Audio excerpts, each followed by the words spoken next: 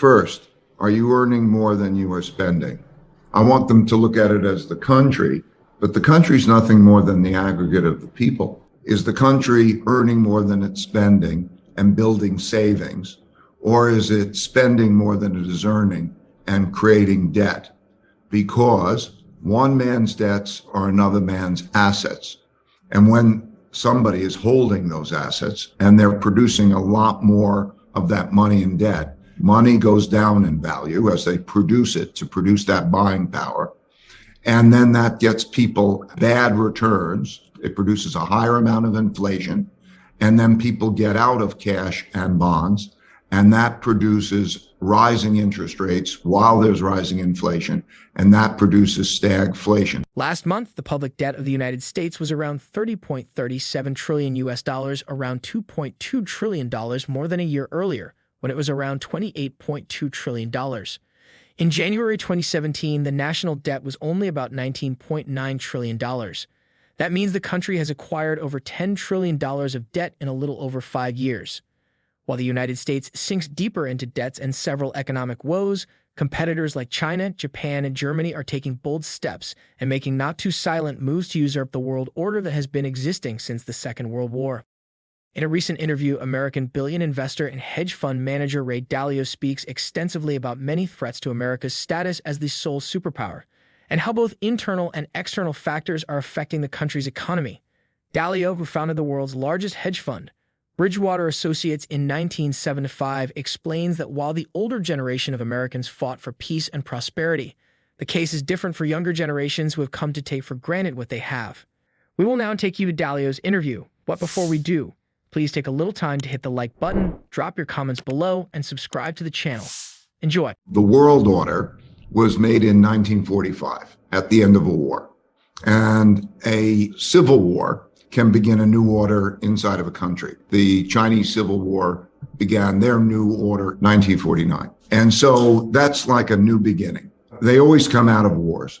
And a war is a fight for how the system works. So we'll begin there. After the fight of how the system works, it's a great leveler. It gets rid of a lot of the debts and it starts over. And then there's a new power. In the United States, the New World Order, it was an American world order because the United States won World War II. It had 80% of the world's gold. Gold was money. It had the dominant military power. It had nuclear weapons. And because of that, we began the American world order. They carve up the world. Here are the borders. This group gets this piece and so on and so forth. And then they begin. And by the way, this has happened repeatedly throughout history.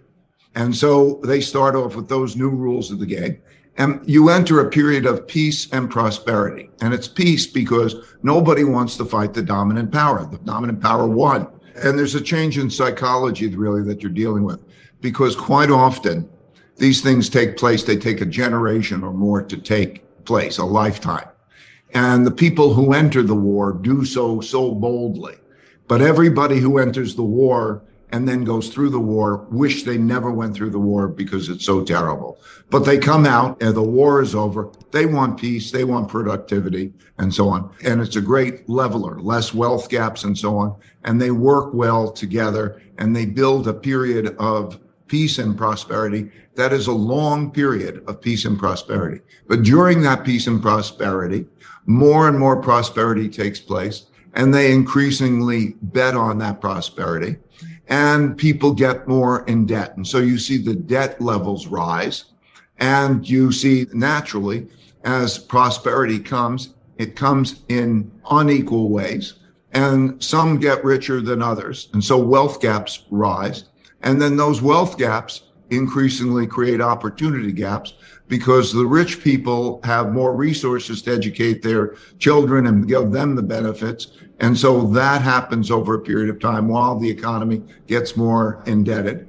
And of course, as time progresses, other countries also rise. Those maybe that even lost the war, like Germany and Japan, they rebuild and they become competitors. And so what was a unique power of having won the war becomes less unique as there was more competition. And then you get a new generation of people who have a different mentality. They get used to those benefits and so on. And they are, let's say, less cautious in their financial behavior and so on. And so the classic ingredient also is that that country that wins the war also has the world's reserve currency. Because, okay, you need a currency to transact internationally. It's like a language. You need a language to transact internationally. And the winner of the war gets the world's reserve currency because everybody thinks that's the most stable. And they also want to save in it. So I think there are three big forces to keep your eye on. And when you see them in their cycle, then it's clear. First, are you earning more than you are spending?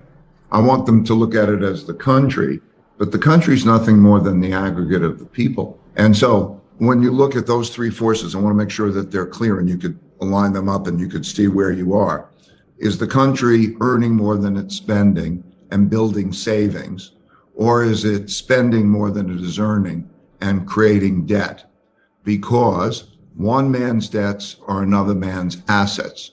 And when somebody is holding those assets and they're producing a lot more of that money in debt, money goes down in value as they produce it to produce that buying power. And then that gets people bad returns. It produces a higher amount of inflation. And then people get out of cash and bonds. And that produces rising interest rates while there's rising inflation. And that produces stagflation. So I want them to get the mechanics of that, because that's happening now. You could see it. This is not controversial. We are producing a lot of debt. We're spending a lot more than we're earning. And as a result, they're printing a lot of money. And the printing of a lot of money creates a lot of inflation. And with that inflation, cash is trash. You don't want to hold cash. And you get out of that. And that causes rates to rise. And that's one of those three factors. So you can see it happening. The second force is the internal conflict force, how you are with each other. Are you operating cohesively, common mission, and moving in the right direction? The system working? Or are you at each other's throats? Is the system threatened? Because history's shown when the causes that people are behind are more important to them than the system is in jeopardy. So that's the second force. And the third force is the rise of a great power, the geopolitical force that's going on, that we're seeing today with China and Russia and so on, and how that's changing. Because when the power of a country diminishes, when we get weaker financially, or how we are with each other and so on, there are greater vulnerabilities. And there's always the competitive power that learns how to become stronger. Competition always happens. There's the establishment and then there's the new competition. And as they get stronger in all ways, militarily and commercially and so on. And that's the dynamic that we're seeing. The Second World War will always remain a pivotal part of the history of the United States because it was one of the moments that cemented America's place as the world's sole superpower. However, the current dynamics of the global political scene, namely the Russia-Ukraine war and Russia's strengthening partnership with China, indicate that America's control may be fading off faster than we thought. What do you think about Ray Dalio's interview, and for how long do you think the United States can continue to keep its crown?